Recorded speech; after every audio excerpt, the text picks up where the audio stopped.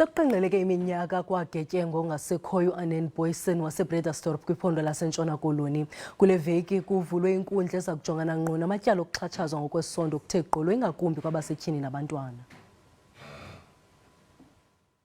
U-Anene Booysen wabulawa ngongenalusini ngonyaka ka-2013 eneminyaka elishum'elinesibhozo.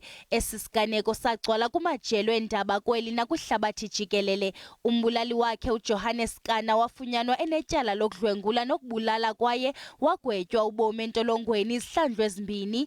Nangona kunjalo, iziganeko zokuxhatshazwa ngokwesondo nokubulawa kwabasetyhini nabantwana zisaxhaphakile kweli.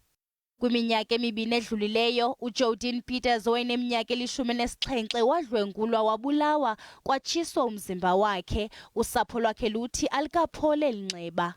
2 years later, after we was at the police station several times, they can't give us any positives, and the case is postponed.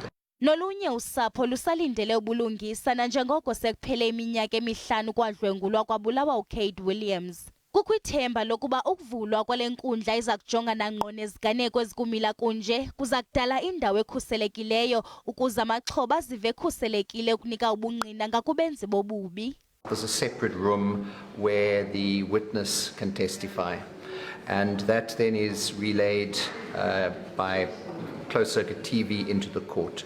The victim then testifies without seeing the accused. Usekela mphathiswa wezobulungisa umnumzana John Jeffrey kwatyelele iintsapho zakwaPeters nakwaWilliams kwaye ucele intlanganiso kunye negunya abantu lezotshutshiso ukufumanisa ukuba kumaxa bendawuni nala matyala.